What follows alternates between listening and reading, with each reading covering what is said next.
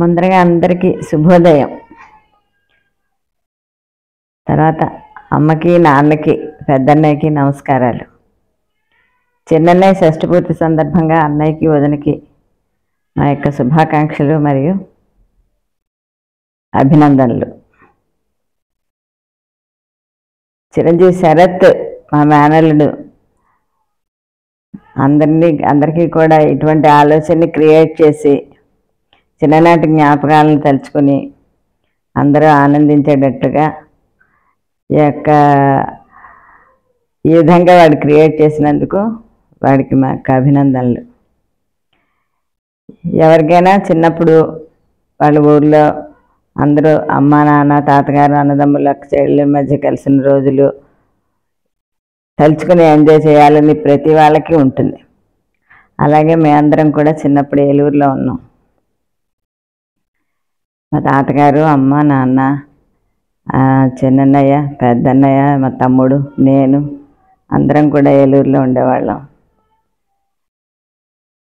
మేము మా చిన్నప్పటి జ్ఞాపకాలు అంటే మా తాతగారు మమ్మల్ని చాలా క్రమశిక్షణతో పెంచారు.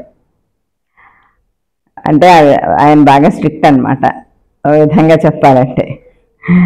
అందువలన సరదా జ్ఞాపకాలు చాలా తక్కువ మాకు. ఎందుకంటే ఎప్పుడు ఎక్కడికి వెళ్ళేవాళ్ళం కాదు. ఒక సినిమా కానీ, షికారు కానీ, ఊళ్ళో వెళ్ళడం కానీ, పార్టీలు, పిక్నిక్లు. ఇప్పటి రోజుల్లో ఎంజాయ్మెంట్స్తో పోలిస్తే అసలు నీళ్ళు ఏం లేనట్టే మేము అప్పుడు ఏ విధంగానూ మేము ఎంజాయ్ చేసింది.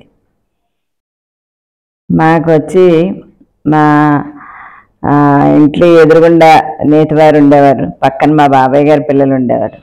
వీళ్ళిద్దరితో ఇంచుమించుగా కొంచెం మేము హై స్కూల్ స్టాండర్డ్ వచ్చిన తర్వాత కొద్దిగా వాళ్ళు, మా చిన్నన్నయ్య ఎన్టీఆర్ ఫ్యాన్. ఎన్టీఆర్ అంటే చెవికి కోసుకుంటాడంటారు చూసారు, అలాగే ఎన్టీఆర్ అంటే చాలా అభిమాని. వాళ్ళు వచ్చి ఆ నేతివారి పిల్లలు వాళ్ళు వచ్చి ఎన్టీ రామారావు డైలాగులు చెప్పడం, అందులో పద్యాలు, సినిమాల్లోవి, తర్వాత పాటలు, లేకపోతే డిస్కషన్స్, ఇవన్నీ ఈ మీటింగ్ అదే అనమాట ఎంటర్టైన్మెంట్ అంటే మాకు.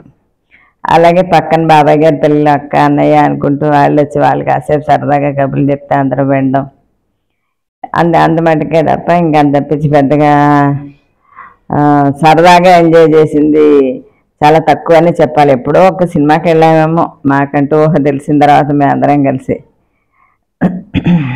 అది కూడా ఏదో పాసు, ఆఫీసుల్లో పాసు అలాంటిది ఏదో ఉంటే ఒక్క సినిమాకి వెళ్ళాం సార్, గుర్తు అంత మటుకే నాకు. అంటే నేను కూడా అన్నయ్య కన్నా చిన్నపిల్లని కదా అనుకుని పెద్దగా నాకు గుర్తులేదు. కాకపోతే నేను హై స్కూల్ స్టాండర్డ్కి వచ్చిన తర్వాత ఒకటి రెండు ఇన్సిడెంట్లు జరిగాయి. అన్నయ్య చాలా ధైర్యవంతుడు, daring and dashing hero type అనమాట. ఆ విధంగా చెప్పుకొస్తే మాకు పక్కన కాలేజీ లెక్చరర్ గారు ఉండేవాళ్ళు. ఆయన మ్యాథ్స్ లెక్చరర్ అనమాట. అప్పట్లో మ్యాథ్స్ ట్యూషన్స్ అంటే చాలా క్రేజ్. ఆయనేమో సరే స్టూడెంట్స్ వచ్చారు, జరుగుతున్నాయి క్లాసులు జరుగుతున్నాయి. అప్పుడేమో సమ్మర్ అనమాట. ఆ సమ్మర్ అవడం వల్ల మధ్యాహ్నం క్లాసులు జరుగుతుండగా అసలు అంతా నిర్మానుష్యంగా ఉంది. ఈ లోపల ఎవడో ఒకడు వచ్చి ఓ సైకిల్ ఎత్తుకు పెడతాడు. అంటే తాళం వేసిన సైకిల్ భుజాన్ని వేసుకుని ఎత్తుకుపోయాడు. అది నేను చూశాను. సరే క్లాస్ అయిపోయింది, సాయంకాలం అయిపోయిన తర్వాత పిల్లలందరూ స్టూడెంట్స్ అందరూ కిందకు వచ్చి చూసుకుంటే ఒక సైకిల్ మిస్ అయింది. సరే ఆ లెక్చరర్ గారు కూడా కిందకు వచ్చి ఎవరైనా సాధారణంగా అడుగుతారు కదా పక్కన, మీరు చూసారంటే నేను చూశానని చెప్పాను గబుక్కన అన్నాను. అప్పుడేమో గబుక్కన అన్నయ్య ధైర్యంగా ముందుకు వచ్చి అట్లా చెప్పొద్దు, నువ్వు ఇంట్లోకి వెళ్ళిపో అని చెప్పాను. నన్ను ఇంట్లోకి పంపించేసి అక్కడ వాళ్ళతో ఏం మాట్లాడాడో ఏమో నాకు ఈ రోజుకి నాకు ఇంకా పూర్తిగా తెలీదు. మా మీదకి ఏమీ రాకుండా వాడే అంతా అక్కడ మాట్లాడి నా మీదకి ఏం రాకుండా వాడు ఆ ప్రాబ్లమ్ని సాల్వ్ చేశాడు అనమాట. అన్నీ ధైర్యంగా ముందడుగేసి చేస్తూ ఉండేవాడు. అలాగే ఇంకో ఇన్సిడెంట్, దాని తర్వాత మేమేమో హైదరాబాద్ వచ్చేసాం.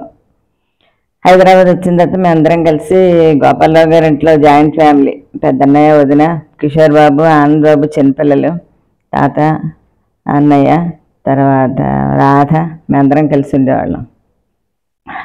కలిసి ఉంటే అప్పుడు దొడ్లో మునగ చెట్టు, కరివేపాకు చెట్టు ఉందన్నమాట. దాని నిండా గొంగళి పురుగులు పట్టేసేసరికి గొంగళి పురుగులు అంటే నాకు విపరీతమైన భయం. ఈ రోజుకి భయమే యాక్చువల్గా. అమ్మకేమో అసహ్యం, మా అమ్మగారికి. దాని తర్వాత చిన్నపిల్లలు వీడు ఆనంద్, కిషోర్. అందుకోసం అని అవి అస్మాటు ఇంట్లో వచ్చేసేయడం, ఆ దొడ్డంతా ఉండడం భయం వేస్తూ ఉండేది. సరే వీడే ఓసారి ధైర్యం చేసేసి శుభ్రంగా దానికి ఏమో నిప్పు పెట్టేసి ఆ గొంగళి పురుగులన్నింటినీ చంపేశాడు. దాని తర్వాత నుంచి దొడ్లోకి వెళ్ళడం, దొడ్లో పనులు చేసుకోవడం అనేది చేసేవాళ్ళం అనమాట. మేము ఆ విధంగా అన్నీ కూడా చాలా ధైర్యంగా చేస్తూ ఉండేవాడు. ఎప్పటికి కూడా చాలా ధైర్యవంతుడు. ఏదైనా సరే నేను ఇది సాధిస్తాను అనుకుని వాడు మానసికంగా వాడు చాలా గట్టిగా ప్రిపేర్ అయ్యాడంటే అది సాధించేస్తాడు. అంత గట్టి మనస్తత్వం గలవాడు చాలాను. సరే, ఈ విధంగా ఇలాంటి చిన్న చిన్నవి ఇలాంటివి జ్ఞాపకాలు మాకు. హైదరాబాద్ ఆ ఇంట్లో గోపాలరావు గారి ఇంట్లో అయిన తర్వాత నా మ్యారేజ్ జరిగింది. నా మ్యారేజ్కి మా అన్నయ్య ఏమో వాచి గిఫ్ట్గా ఇచ్చాడు. అది నాకు ఎప్పటికీ గుర్తుండిపోతుంది. ఎందుకంటే నాకు అప్పటిదాకా వాచి లేదు, అసలు రిస్ట్ వాచి లేదు. అదే ఫస్ట్ వాచి అన్నమాట నాకు. సరే, మ్యారేజ్ అయిపోయింది. మ్యారేజ్ అయిపోయిన తర్వాత నేను మామూలుగా ఏలూరు వచ్చాను. ఏలూరు వచ్చినా కానీ ఏలూరు వచ్చిన ఆనాటి నుంచి ఈనాటికి కూడా నా మ్యారేజ్ 33-34 సంవత్సరాలు అయింది. అప్పటి నుంచి ఇప్పటికీ కూడా అమ్మా నాన్న ఎలా అయితే నేను వెళ్తే చూస్తారో ఈ రోజుకి కూడా మా అన్నయ్యలు, వదినలు, మరదలు అందరూ కూడా మమ్మల్ని అలాగే చూస్తారు. చెల్లె వచ్చిందని, తర్వాత ఏమో బావగారు వచ్చారని చాలా అభిమానంగా, ప్రేమగా ఏదో సరదాగా కూర్చోవడం, కబుర్లు చెప్పుకోవడం ఇట్లాగే అనమాట. ఈయన్ని కూడా చాలా బావగారు అంటూ ఏదొచ్చినా ముందరగా బావగారికి చెప్పాలి, చెయ్యాలి అని చెప్పని చాలా మర్యాదగా ఈనాటికి కూడా కొత్త అల్లుడిలాగానే చూస్తూ ఆయన్ని చాలా ప్రేమగా చూసుకుంటారు అందరూ కూడాను. ఇలాగే ఈ విధంగా అన్నయ్య యొక్క షష్ఠి పూర్తి వదినకి, అన్నయ్యకి కూడా మా యొక్క శుభాకాంక్షలు, అభినందనలు. ఎల్లవేళను అన్నయ్య ఆయుర ఆరోగ్య శరీరాలతో చల్లగా ఉండాలి నా భగవంతుడిని నేను కోరుకుంటూ, ఆల్ ద బెస్ట్ అన్నయ్య, వదిన అండ్ శరత్. మూర్తి అంటే ఏ మ్యాన్ ఆఫ్ యాక్షన్. మూర్తి ప్రతి విషయాన్ని కూడా కూలంకషంగా ఎక్కువ ఆలోచన, తర్వాత దాన్ని ఎగ్జిక్యూషను అన్నీ కూడా చాలా చక్కగా చేస్తాడు. ఏ పనైనా సరే, ఏ విషయమైనా సరే ఆలోచన విధానం కూడా చక్కగా ఉంటుంది. అంత పాయింట్ వైజ్గా ప్రతిదీ కూడా తక్కించి తనలో తను తక్కించుకుని ఒక కాగితం మీద రాసుకుంటాడు కూడా. అన్ని ప్రతి చేయవలసిన పనులు కానీ ఇంకోటి కానీ చిన్న నోట్బుక్ ఎప్పుడు తన పక్కనే ఉంటుంది. ఏ మ్యాన్ ఆఫ్ వర్చ్యూస్. తర్వాత ఏంటంటే తను ఏదన్నా ఒకటి, రెండోది ఎందుకంటే అంటే స్పీడ్ డెసిషన్ మేకింగ్ కూడా చాలా క్విక్ అండ్ క్రిస్ప్గా టక్మని అనుకోవడం, వెంటనే ఇమ్మీడియట్గా ఎగ్జిక్యూట్ చేసేయడం.